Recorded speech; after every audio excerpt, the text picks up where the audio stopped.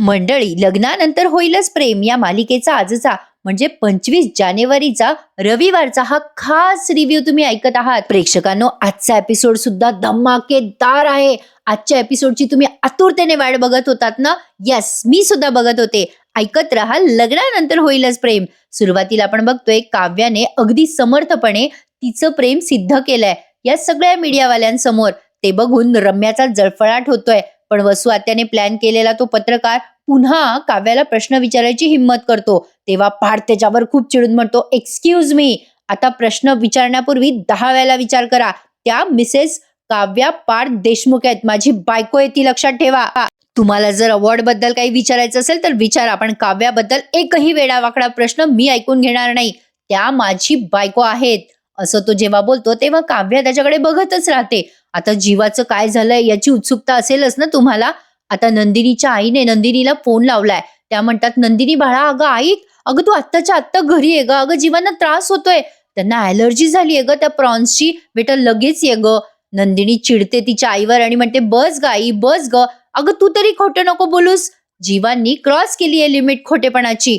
आत्ता त्या गुड्डू दादाचा फोन आला होता आणि आता तू फोन करून मला सांगतेस हे सगळं. तू जीवाच्या टीम मध्ये राहा आई, पण प्लीज माझ्याशी खोटं बोलू नकोस. शारदाताई म्हणतात, अगं वेडी आहे का नंदिनी, अगं खरं बोलते मी, माझ्यावर तरी विश्वास ठेव.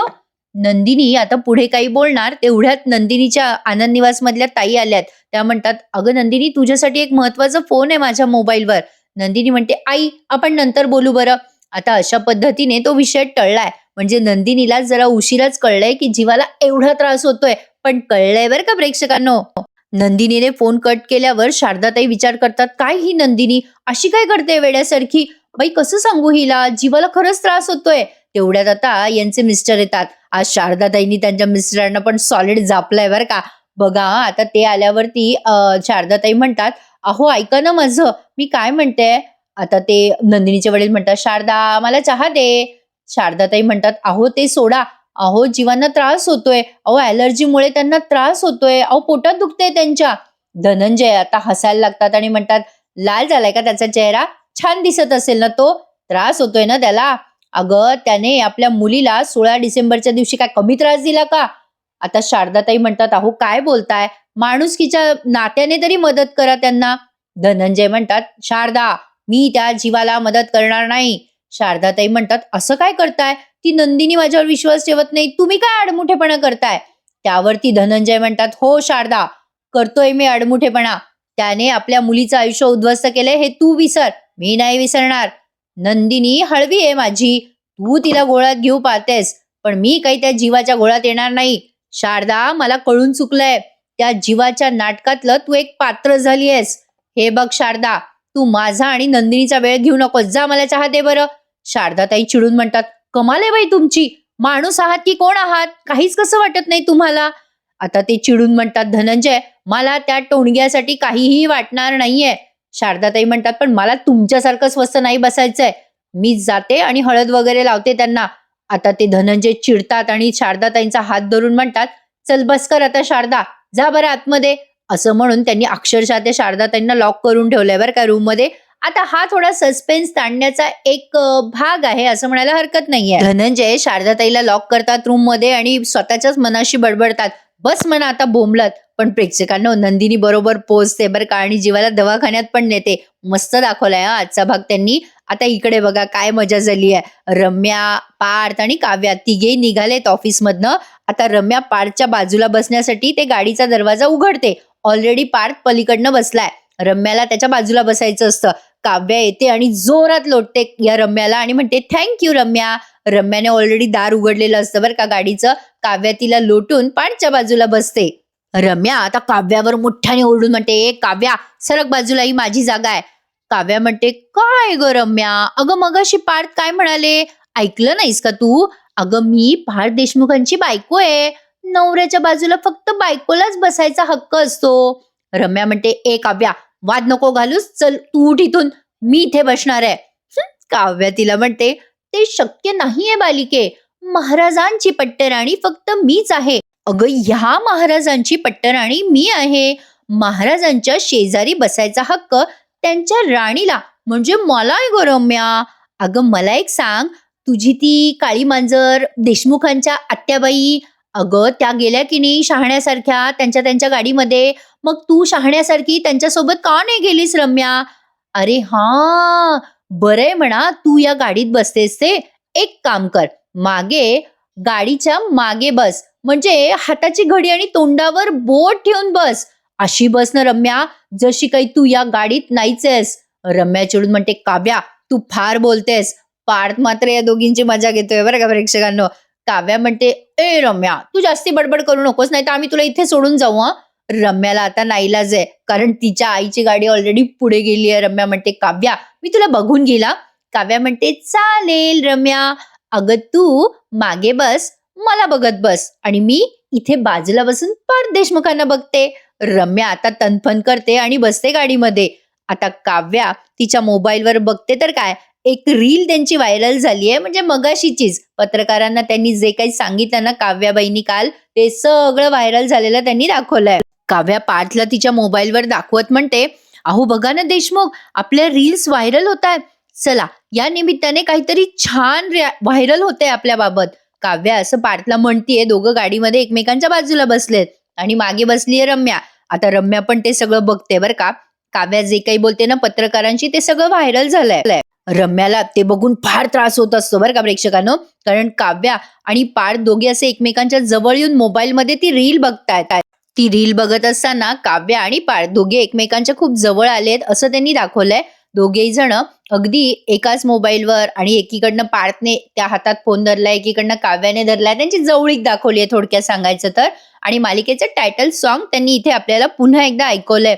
जे काही काव्या बोलते ना मीडियावाल्यांना की मी देशमुखांची वाट बघेल वगैरे वगैरे, आता काव्याला पार्थ म्हणतो, बघा ना काव्या किती कमेंट्स आल्यात छान छान, किती इंटरेस्टिंग कमेंट्स आहेत ना. आय होप त्या फेक अकाउंटवरनं कोणी पाठवल्या नसतील, असं पार्थ बोलतो आणि मुद्दाम टोमणा मारल्यासारखा बोलतो. आणि हो हे बोलून तो रम्याकडे बघतो बरं का, कारण त्याला कळलंय की फेक अकाउंटवरनं वसू आत्या आणि रम्या अशा कमेंट्स करतात. असो, आता काव्या म्हणते, बघा ना पार्थ किती छान छान कमेंट्स आल्यात. You did it, you made it. Deshmukh बघा ना, बी प्राऊड ऑफ यू, अशा पण कमेंट्स आहेत. पार्थ म्हणतो, ही कमेंट जास्ती छान आहे, you made it. Deshmukh Roxx असं काहीतरी कमेंट्स मध्ये लिहिलेलं असतं त्यांच्यासाठी. बोलतोय हा पार्थ मुद्दाम काव्याला, आणि काव्या आणि पार्थ दोघेही मुद्दाम रम्याकडे बघत असतात बरं का प्रेक्षकांनो अधूनमधून. काव्या म्हणते, देशमुख देशमुख बघा ना ही कमेंट किती छान आहे. अहो एका मुलीने म्हणजे एका मुलाने एका मुलाला प्रपोज केलं. ती मुलगी म्हणाली त्या मुलाला, will you be my Parth Deshmukh, आणि तो मुलगा त्या मुलीला म्हणाला की will you be my Kavya Deshmukh. थोडक्यात सांगायचं म्हणजे आता लोक काव्या आणि पार्थ यांचे दाखले द्यायला लागलेत प्रेमाच्या बाबतीत. म्हणजे एक मुलगा एका मुलीला विचारतोय, तू माझी काव्या होशील का? ती मुलगी म्हणते, तू माझा पार्थ होशील का? असं. आता हे सगळं बघून बघून रम्याचा जीव जळतोय प्रेक्षकांनो. आता पार्थ काव्याकडे बघतो आणि थोडंसं ऑकवर्ड फील करतो.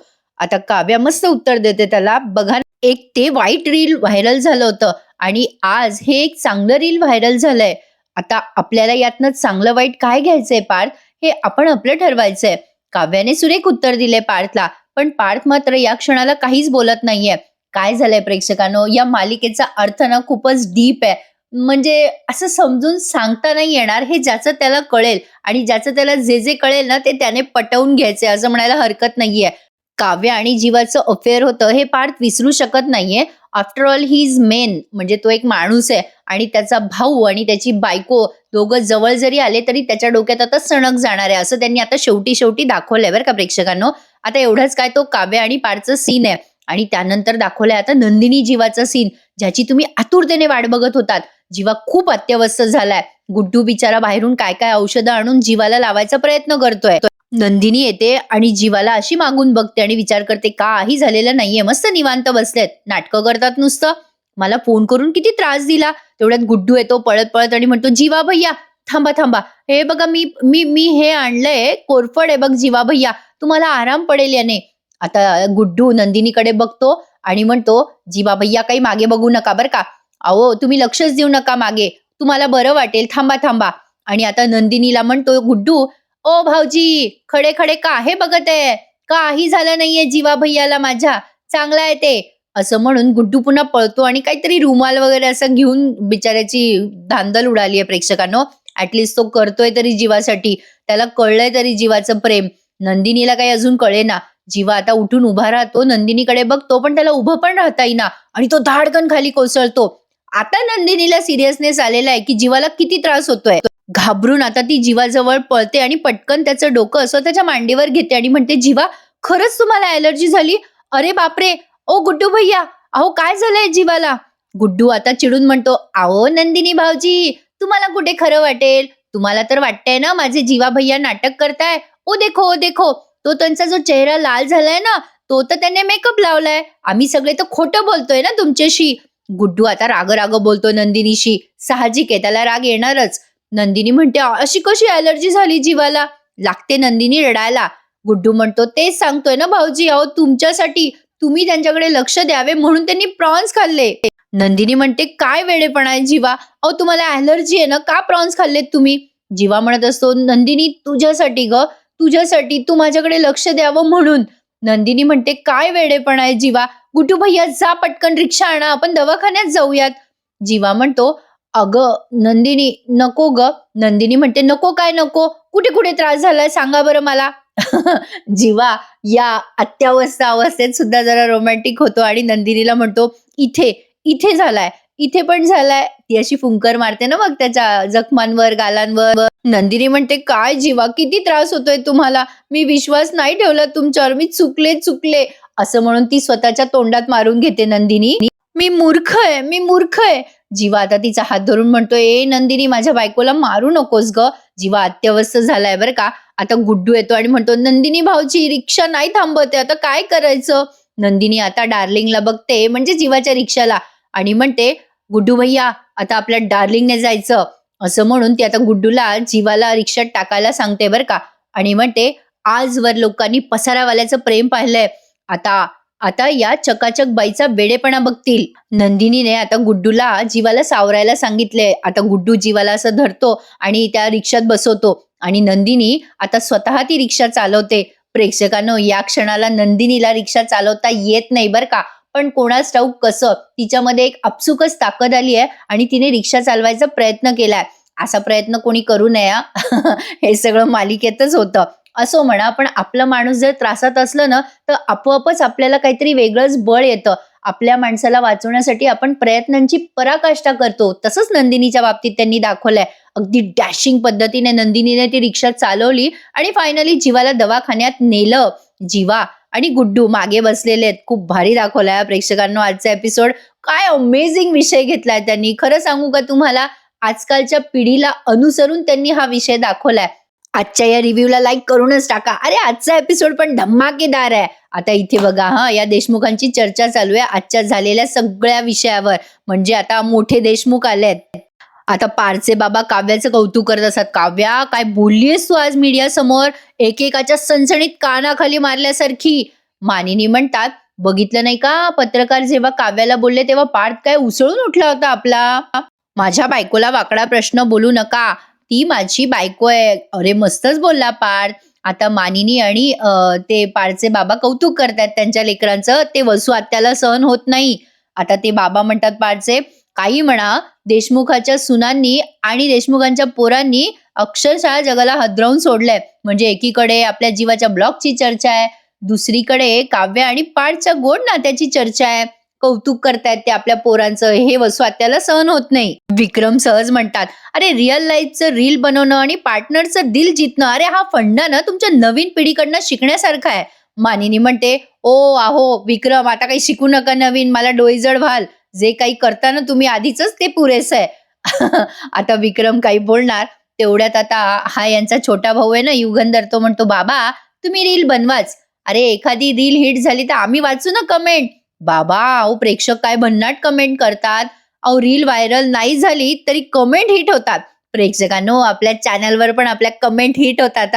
सगळ्यात जास्ती आपल्या चॅनलवर कमेंट असतात. लई भारी वाटतं प्रेक्षकांनो. हा बंद आहे तुमच्यातला आणि माझ्यातला. After all we are family. खरंच प्रेक्षकांनो, मी नशीबवानच आहे, मला तुमच्यासारखा प्रेक्षक वर्ग लाभलाय. तुमच्या सगळ्यांचे प्रेम आणि आशीर्वाद असेच असू द्यात माझ्या पाठीशी. तर बघा, युग म्हणतो, बाबा अहो काय मस्त मस्त रील व्हायरल झालीये आणि त्याखाली ना कमेंट आल्यात, एका मुलाने एका मुलीला प्रपोज केलंय. विक्रम म्हणतात, हो अरे मी वाचली ती कमेंट, एक मुलगी म्हणाली म्हणे will you be my Parth Deshmukh. मग तो युगंधर म्हणतो, आणि ती मुलगी म्हणाली, बाबा will you be my Parth Deshmukh. आता हे सगळं वसू आत्या आणि रम्याला अजिबात सहन होत नाही. युगंधर म्हणत असतो, अरे जबरदस्त कमेंट्स असतात. वसू आत्या लगेच म्हणतात, अरे युगंधर तू पण कमेंट कर ना त्या रीलच्या खाली. युग म्हणतो, काय कमेंट करायची आहे मी. वसू आत्या कुचकं बोलतात बरं का, आणि म्हणतात, अरे अशी कमेंट कर की तुम्ही पण काव्य आणि पार्थ सारखा घटस्फोट फाईल करा. नाही म्हणजे काव्या पार्थ एकमेकांना म्हणायच्या आधी विचार करा, तुमचा पण 2-1 महिन्यात डिवोर्स होऊ शकतो. आता वसू आत्या असं कुचकं बोलतात तेव्हा विक्रम चिडतात आणि म्हणतात, काय ग कसं बोलतेस ग वसुताई, काय बोलताना ताळतंत्र सोडूनच बोलायला हवं का तू. वसू आत्या म्हणतात, मी काय ताळतंत्र सोडलं बाबा विक्रम, नाही तुम्ही सगळ्यांनी स्मरणशक्तीचं बोट सोडलंय बाबा. मानिनीला पण राग येत असतो बरं का वसू आत्याचा. वसू आत्या म्हणतात, काय रे विक्रम मानिनी, विसरलात का 16 डिसेंबरला काय झालं ते. त्याच दिवशी कळलं ना आपल्याला हे दोघे जण घटस्फोट घेतायत म्हणून. आणि काय रे, सध्या म्हणे कूलिंग पिरियड चालू आहे म्हणे यांचा. काय असतं ते कूलिंग फिलिंग. आता काव्या वसू आत्याकडे रागाने बघायला लागते. विक्रम सुद्धा. वसू आत्याने चक्क आज रम्याचं स्थळ मागितलंय बरं का पार्थसाठी प्रेक्षकांनो. आता बघा यांचा वाद कसा शिगेला पोहोचतो. पण तत्पूर्वी त्यांनी धनंजय आणि शारदाताईंचा सीन दाखवलाय. नंदिनीच्या आई बघा आता कशा ओरडतात त्या नंदिनीच्या वडिलांना. धनंजय आता त्या शारदाताईंना रूम मधनं बाहेर काढतात. शारदाताई खूप चिडतात आणि त्यांना ओरडतात. पण आधी त्या बाहेर जाऊन पाहणार असतात की जीवा बरा आहे की नाही. लगेच धनंजय म्हणतात, बाहेर जाऊन काही उपयोग नाहीये, तुझा तो जावई आणि त्याची रिक्षा बाहेर दोन्ही पण नाहीये, तुझ्या जावयाच्या डोक्यात प्रकाश पडलेला दिसतोय शारदा. मग शारदाताई चिडून म्हणतात, माझ्या नवऱ्याच्या डोक्यात कधी पडणार आहे प्रकाश. धनंजय चिडून म्हणतात, शारदा काय बोलतेस कळतंय का तुला. शारदाताई म्हणतात, चिडू नका आणि ओरडू पण नका, माणूस म्हणून तुम्ही माझ्या नजरेतून पडलात आज. काय हो, आपला जावई वेदनेने तडफडत होता, त्याला वाचवू दिलं नाहीत तुम्ही मला. मला ना लाज वाटते तुमची, तुम्ही आपल्या जावयाची सुद्धा मदत केली नाहीत. मला तर नंदिनीची सुद्धा कीव करावीशी वाटते. तिला मी जीवाच्या त्रासाबद्दल ॲलर्जी बद्दल फोन केला होता मी, तर तिने चक्क खोटं वाटून घेतलं. लगेच धनंजय म्हणतात, अगं वाटणारच ना नंदिनीला खोटं, खोट्याची साथ देते म्हटल्यावर तिला कसा विश्वास वाटेल. अगं तो जीवा लबाडे, अगं खोटारडाय ग एक नंबरचा, हे हे हे करतो, त्याच्या हसण्यावरूनच कळतं की तो फ्रॉड आहे. आता ते निघून जात असतात असं बोलून, तेव्हा शारदाताई ओरडून म्हणतात, जीवा जर फ्रॉड असतील, लबाडी करणारे असतील ना, तर त्यांनी स्वतःच्या जीवाचं रान केलं नसतं नंदिनीसाठी. त्यावर धनंजय म्हणतात, दिखावा आहे शारदा, दिखावा आहे. स्वतःची डागाळलेली प्रतिमा नीट करायचा एक साधा प्रयत्न आहे हा. शारदाताई म्हणतात, काय बोलताय कळतंय का तुम्हाला. एकदा तरी तुम्ही त्यांची बाहेर जाऊन अवस्था पाहिली का कधी. का वागतो माणूस असा, कारण त्याला जे नाही मिळालं ना ते हवं असतं. हे बघा, सुरुवातीला मी तुमच्याशी भांडत होते की नाही लग्न झाल्यावर, आपल्यात कुरबुरी व्हायच्या, मी काळजी करायची तुमची आणि तुम्ही पण यायचात मला विचारपूस करायला. लगेच ते म्हणतात, अगं आपली तुलना त्या जीवाशी काय करतेस. शारदाताई चिडून म्हणतात, अरे कठीण आहे हा तुम्हा बाप लेकींचं. नाही म्हणजे नंदिनीने पण राग तिच्या जागी ठेवावा, पण तुम्हाला माणसाची अवस्था कळत नाही, तुम्हाला माणसाची परिस्थिती कळत नाही. एवढे कसे भावनाशून्य झालात तुम्ही पण धनंजय. धनंजय म्हणतात, अगं एवढं काही टेन्शन घेऊ नको तू, ॲलर्जीचाच त्रास होतोय ना त्या जीवाला, होऊ दे ना मग.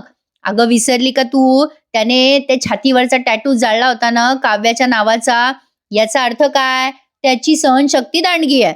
शारदाताई म्हणतात, तुम्ही ना तुमच्या सगळ्या जाणीवा विकून टाकल्यात धनंजय. धनंजय म्हणतात, हो तुझ्या जावयाकडनंच मी हा गुण घेतलाय. काय तो काय करतोय इथे आल्यापासून, त्या रिक्षेसोबत ब्लॉग बनवतोय ना, त्याला काय वाटतंय की लोकांची साथ त्याला मिळेल. असं काही नाहीये, वेडा आहे तो, असं म्हणतात बरं का धनंजय. आणि जीवाला खूपच ग्रँटेड म्हणजे गृहीत धरतात ते प्रेक्षकांनो, पण आता त्याला कळेलच जीवा कशी कमाल करतोय ते. आता इकडे बघा विक्रम कसे ओरडतात आता वसुताईंवर, खूप मस्त आणि लॉजिकली दाखवतात ते एपिसोड प्रेक्षकांनो. विक्रम चिडतात आणि म्हणतात, काय ग वसुताई, आमच्या पोरांच्या कुलिंग पिरियड मध्ये तुला हे घर जाळायचंय का, पेटवून द्यायचंय का. वसु आत्या म्हणतात, मी काय बोलले तुला विक्रम. अरे मला असं वाटतंय की आई वडील म्हणून तुम्ही त्यांच्यामध्ये गुंतू नाही, सावध करते मी तुम्हा दोघांना. अरे हे दोघं जे एकमेकांसाठी आहेत, हे चित्र उभं करतायत रे विक्रम. हे सगळं जगासाठी आहे बाबा. आणि विक्रम, या दोघांच्या नात्याची गाठ कधी ना कधी सुटणारच आहे. विक्रम खूप चिडलेले असतात वसू आत्यावर. आता ते काही बोलणार तेवढ्यात मानिनी म्हणतात, ओ ताई, ओ वसुताई, आपण आत्ता सगळं चांगलं चांगलं बोलत होतो ना, कशाला वाईट बोललं पाहिजे हो तुम्हाला मध्ये? वसुताई म्हणतात, अगो मानिनी, तुम्ही छान छानच बोलत होतात, पण मी तुम्हाला खरं सांगते, अगं मी जे बोलते ते खरंच आहे की, हेच वास्तव आहे ना मानिनी. यांचा घटस्फोट होणारच आहे आणि या सगळ्याला पार्थची पण संमती आहे. आता पार्थ मात्र तिथे नुसता उभा आहे हा प्रेक्षकांनो, काही बोलत नाहीये तो. वसू आत्या म्हणतात, अरे पार्थची संमती का नसेल? त्याला समजलंच असेल ना आता की काव्या कुठल्या कारणासाठी त्याच्याकडनं घटस्फोट मागते. विक्रम म्हणतात, पण वसुताई, या सगळ्या गोष्टीशी तुझा काय संबंध आहे? मानिनी म्हणतात, अहो जाऊ द्या ना, चिडू नका. विक्रम म्हणतात, थांब जरा मानिनी, मला विचारू दे वसुताईला, काय तुझा काय संबंध आहे ग? काय संबंध आहे वसुताई, सांग बरं या सगळ्या गोष्टींची, काव्याशी, काव्याच्या घटस्फोटशी, पारच्या घटस्फोटशी.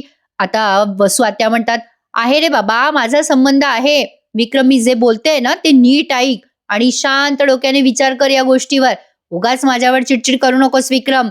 हे बघ, तसंही या दोघांचा घटस्फोट होणारच आहे. मग पार्थ आणि रम्याचं लग्न लावून देऊ ना आपण. आता जेव्हा वसू आत्या असं बोलतात तेव्हा काव्यावर बॉम्बच पडलाय प्रेक्षकांनो. पार्थ तर काही बोलत नाही आणि रम्या खुश होऊन जाते. वा, आपल्या आईनं काय पटकन ठिकाण आणलं आपलं पार्थसाठी. बापरे, वसू आत्या जरा जास्ती स्ट्रेट फॉरवर्ड येतं प्रेक्षकांनो. आता त्यांनी आजचा हा एपिसोड संपवलाय. लई भारी होता प्रेक्षकांनो आजचा पण एपिसोड. नक्की लाईक करायला विसरू नका. आणि तुम्हाला काय वाटतं ना, मला प्लीज आवर्जून कमेंट करून सांगा. शेवटी आपल्या चॅनलवर कमेंट्स लई भारी असतात, हो की नाही? असो, तर आता हा एपिसोड संपलाय. आता पुढच्या भागात त्यांनी दाखवलंय की नंदिनी जीवाला वाचवते, म्हणजे ते ॲलर्जी पासून ती हॉस्पिटल वगैरे नेते ना त्याला. मग ते नंदिनीचे वडील चिडून म्हणतात, अगं नंदिनी, तुला रिक्षा कधी चालवता आली? त्यावर नंदिनी तिच्या वडिलांना म्हणते, अहो बाबा, सावित्री सत्यवानासाठी त्यांचा जीव वाचवू शकते, तर मी जीवांचा जीव वाचवायसाठी साधी रिक्षा नाही चालवू शकत. इकडे युगंधर पार्थला समजवायला जातो की घटस्फोट घेऊ नको, पण पार्थ त्याला म्हणतो, युगंधर मला सांग, आज न उद्या जीवा घरात येईल ना, तेव्हा मी काव्याला आणि जीवाला सोबत कसं बघू? अरे बाबा, माझ्या डोक्यात ते चक्र पुन्हा सुरू होणार. पार्थ जेव्हा युगशी बोलतो तेव्हा काव्या ते ऐकते आणि ठरवते की घर सोडून जायचं. पण मानिनी तिला खूप छान बोलते आणि म्हणते, काव्या, जास तू घर सोडून. तू घर सोडून गेली ना की सगळं रम्याच्या मनासारखं होणार आहे. तशी ती प्रयत्न करतेच आहे पार्थचं मन तिच्याकडे वळवण्यासाठी. आता तू गेल्यावर तिला चांगलीच संधी मिळणार. मानिनीचं बोलणं ऐकल्यावर काव्या घर न सोडून जाण्याचा निर्णय घेते बहुतेक. आता उद्याच्या भागात आपल्याला कळेलच पार्थचं कसं झालंय प्रेक्षकांनो. त्याचा मेन इगो त्याच्या आड येतोय. त्याला कळतंय की काव्याचं त्याच्यावर प्रेम आहे, पण आता त्याच्या ज्या भावना आहेत ना प्रेक्षकांनो, तो त्याचा तोच समजू जाणे. आपल्या डोक्याच्या वर आहे हे सगळं. ऍक्च्युली ना प्रेक्षकांनो, त्यांनी खूपच अवघड विषय घेतलाय बरं का. म्हणजे नाजूक विषयावर बोट ठेवलंय त्यांनी असं म्हणायला हरकत नाहीये. म्हणजे मला काय सांगायचंय ते तुम्हाला कळलंच असेल. म्हणजे लग्नाच्या आधी मुली असं कुठल्या मुलावर प्रेम वगैरे करतात, मग त्याचे सगळे परिणाम त्यांना भविष्य काळात भोगावे लागतात. आपल्याला वाटतं तसं होत नसतं ना सगळं. असं त्यांनी काहीतरी दाखवलंय बघा. म्हणजे विषय लई हार्ड आहे प्रेक्षकांनो, पण ते डोक्याच्या वर आहे.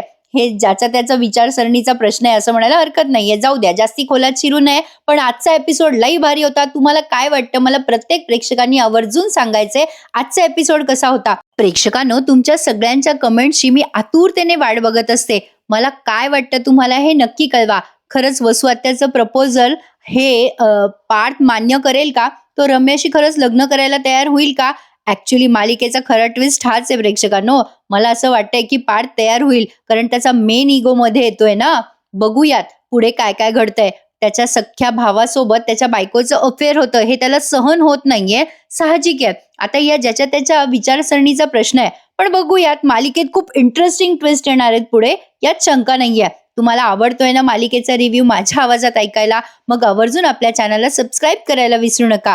या मालिकेचे खरे रिव्ह्यूज आपल्या चॅनलवर दिले जातात. कुठलेही खोटे रिव्ह्यूज दिले जात नाही. चला तर मंडळी, उद्या भेटूयात पुन्हा एकदा लग्नानंतर होईलच प्रेम या मालिकेच्या इंटरेस्टिंग रिव्ह्यू सहित. तोपर्यंत चॅनलला सबस्क्राईब करत आहात ना प्रेक्षक? नक्की चॅनलला सबस्क्राईब करा. आपल्या चॅनलची फॅमिली खूप मोठी झाली पाहिजे. चला तर मंडळी, happy Sunday to all of you. आज आणि उद्याचा तुमचा काय प्लॅन आहे सुट्टीचा, मला नक्की कळवा. भेटू उद्या. धन्यवाद.